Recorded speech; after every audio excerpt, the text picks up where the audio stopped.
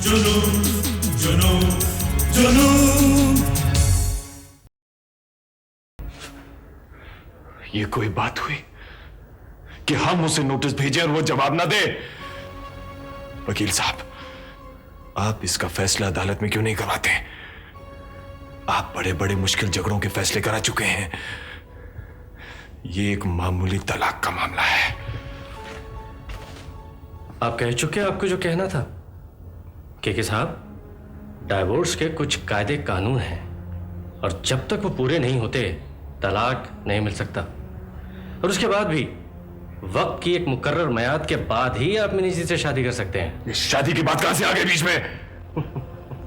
दुनिया जहां के डाइवोर्स के केस खड़े हैं के साहब, क्या मैं इतना भी नहीं जानता? आप जो मर्जी बात लीजिए, उससे मेरी कोई गरज नहीं। मैं सिर्फ इतना चाहता हूं कि जल्द से जल्द कानूनी कार्रवाई पूरी हो। मुझे अगर शादी करनी होती तो मैं आज कर लेता, और आपका कानून मुझे रोक नहीं सकता। देखिए, ऐसा करना जुर्म है, आप ऐसा नहीं कर सकते। ठीक है, आप जाइए और अपना काम पूरा कीजिए। जाइए। As you wish।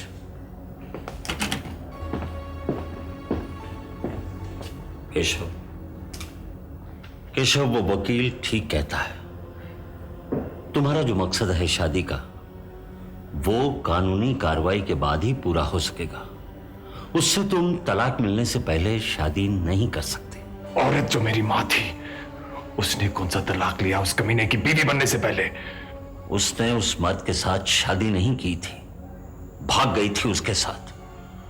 अगर तुम्हारे उस बाप ने आत्महत्या नहीं की होती तो वो उन दोनों का जीना हराम कर सकता था। उस जालिम औरत को यह भी नहीं मालूम होगा कि उसके पति ने खुदकुशी की। इसीलिए वो दोनों इस देश से भाग गए थे। नाना, आपको जाकर उस वकील के साथ वकालत करनी चाहिए।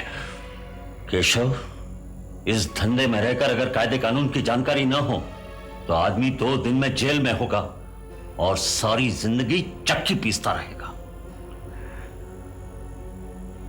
ठीक है नाना, ठीक है, लेकिन अगर इस नील भाटिया ने इस मामले को लंबा खींच लिया ना, तो हमें कुछ करना होगा।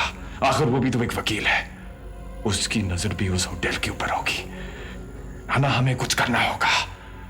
केशव, तुम सब्र करो।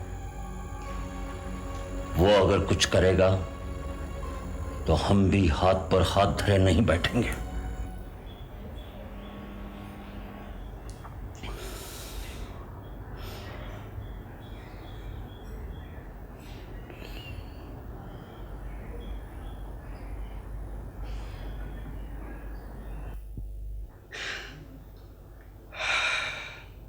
ठीक है बेटी, ठीक है।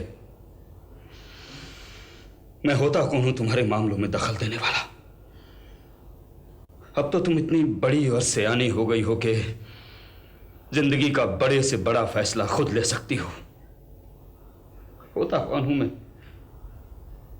ये जज्बाती होने की बात नहीं है डैडी।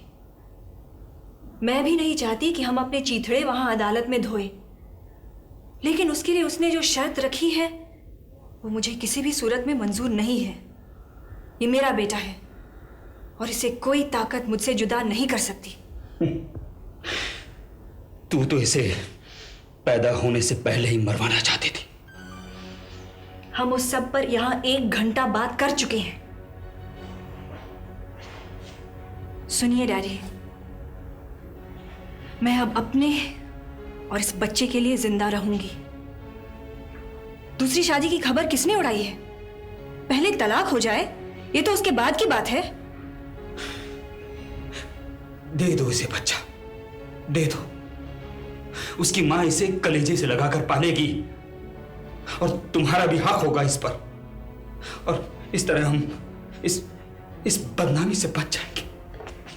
कमाल है डैडी, आप सोसाइटी में बदनाम होंगे इस डर से आप अपनी बेटी की जिंदगी उससे छीनना चाहते हैं। क्या आपकी सोसाइटी में इससे पहले किसी ने किसी को तलाक नहीं दिया है? समाज में बदनामी होती है तो हो जाए, आई डोंट केयर। वो मुकदमा लड़ेगा और जीत भी जाएगा। आप क्या समझते हैं? मैंने इस सिलसिले में अपने वकील से मशवरा नहीं किया है? वो किसी भी कानूनी रूप से इस बच्चे को मुझसे छीन नहीं सकता। वो ये जानता है और इसीलिए उसने आपके पास अधिकारी को भेजा था कि शायद आपका दिल पसीज जाए और आप मुझसे उसकी बात मनवा लें। मालूम नहीं कौन सी कयामत आने वाली है। कोई कयामत नहीं आने वाली है। आप आराम से बैठिए और मुझे इस मसले को एक ही बार तय करने दीजिए। अब आप जाइए डैडी प्लीज। रात के 2 बज चुके हैं। सुबह जल्दी जाकर मुझे होटल के काम में लग जाना है। मैंने अभी तुम्हें होटल का चार्ज नहीं सौंपा है। तब चार्ज संभालना जब तुम अपनी जमीनों से फरागत हासिल कर लो या जब मैं मर जाऊं।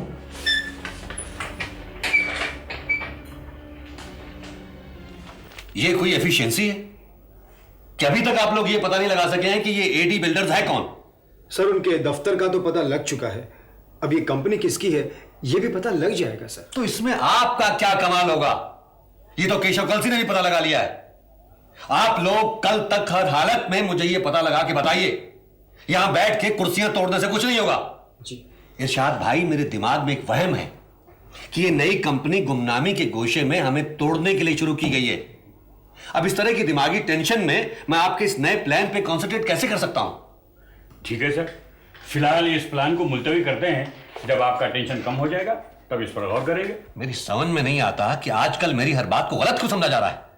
मैंने कंसंट्रेशन की बात की है, इस नए प्रोजेक्ट को डिले करने की बात नहीं की। लाइए।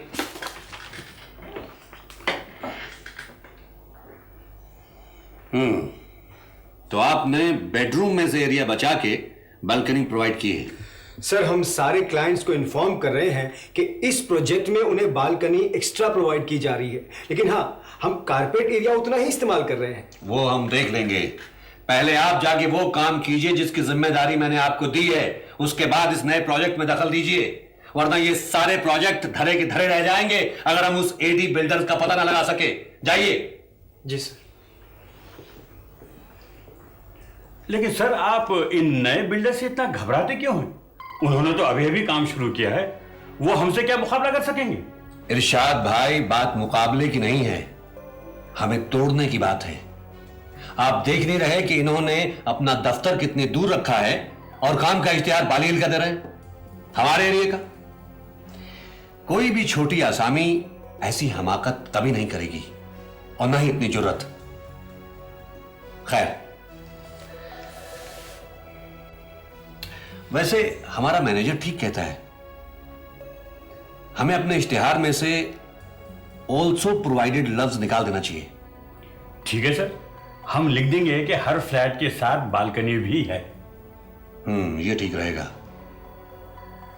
वैसे अब सीमेंट की सप्लाई में कोई रुकावट तो नहीं आ रही? थैंक गॉड, अब कोई परेशानी नहीं है। अब तो काफी स्टॉक पड़ा है। इरशाद भाई, इस धंधे में क्या क्या करना पड़ता है आप इसका अंदाजा भी नहीं लगा सकते। मालूम है सर, सब मालूम है। अगर ये नहीं करेंगे तो कल ऑफिस को ताला लगाना पड़ेगा।